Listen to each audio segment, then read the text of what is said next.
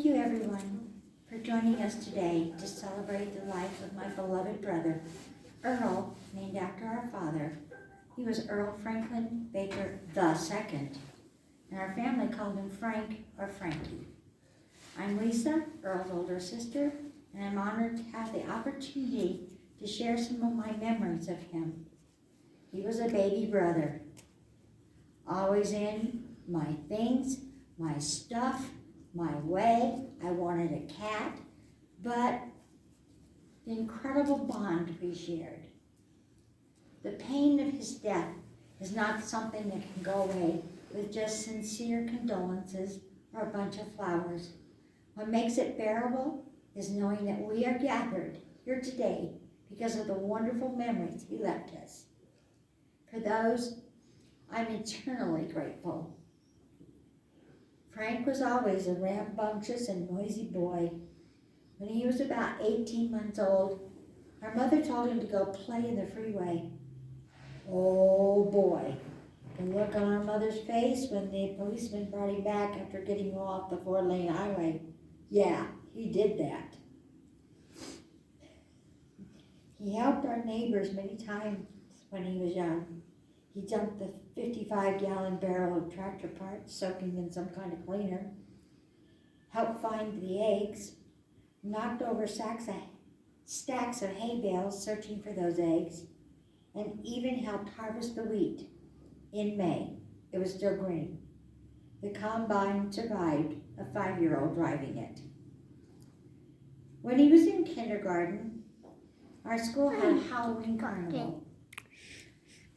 He wasn't able to go because he had the chicken pox. One of the high school football players tossed a football through the old tire and won the prize, a chick. The prompt plate was given to my brother. That chick grew up to be Woody the Rooster. On his 10th birthday, his friend Tommy brought him a white rat as his gift, Mr. Henry, whom Mom absolutely hated. He and Tommy would spend hours on his Honda 50, going to places and returning. He went with our father to so many track and field games. One picture shows my dad bending to see, and my brother bending right behind him to see what Dad was looking at. Always reminded me of like father, like son. In his youth, he developed a love and passion for nature and the outdoors. He was an avid dove and quail hunter, going out before and then after school. He would sit and try to fish. Once when he was 3, my dad put a minnow on his hook. He ran around saying, "I caught a fish." I'm not sure how long he did that, but most of the afternoon we all laughed so hard at his antics. As an adult, he joined the Society for Creative Acronism, chose his name, and designed a device. You can see his device on the shield.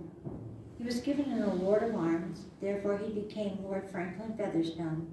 He did archery, earned a white tassel, and he did many arts and crafts, and helped in the camp kitchen. Some of my fondest memories of him were our camping trips with just us and about 1,000 of our closest friends. His ability to create a place where everyone was welcomed amazed me. He might share his Jack Daniels or a beer with you. Earl's resourcefulness and spirit of adventure were truly captivating. Earl was a devoted father to his 2 children, Chad and Shelby. He was not a saint. He made mistakes.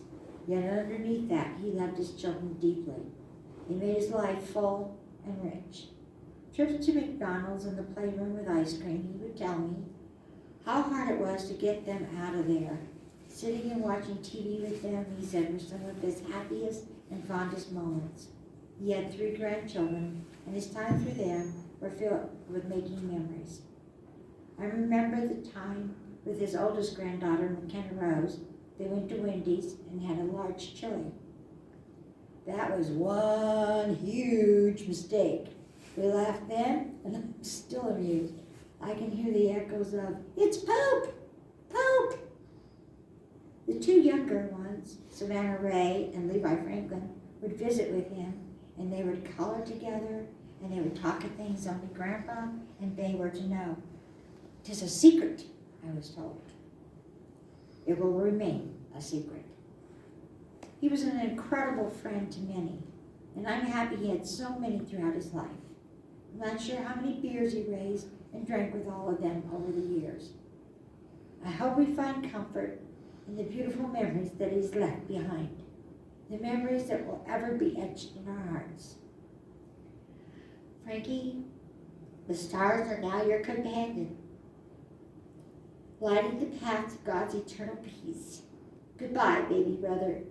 He'll always shine in our memories and remain in our hearts. If anyone would like to come up and say a few words, you are welcome and would be honored.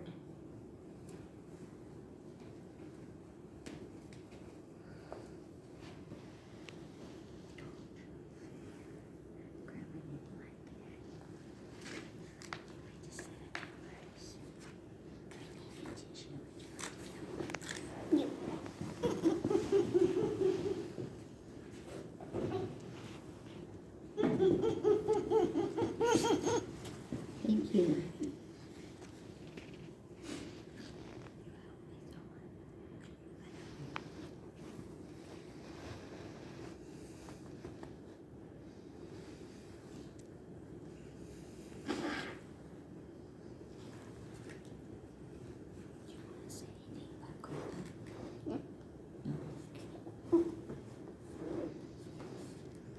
David, do you want to say anything? Margaret? Paul? Would you like to say anything?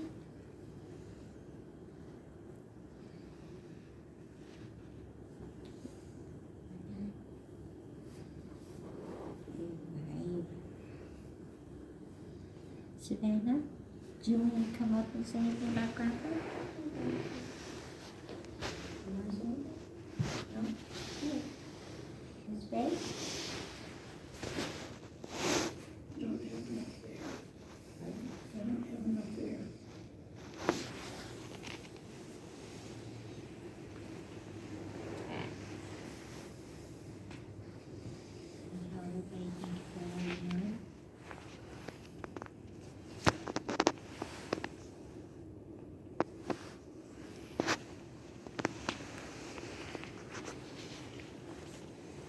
Alright, Joyce and Shelby, thank you for logging on and being with us. I love you all very, very much. This concludes our service, and we will take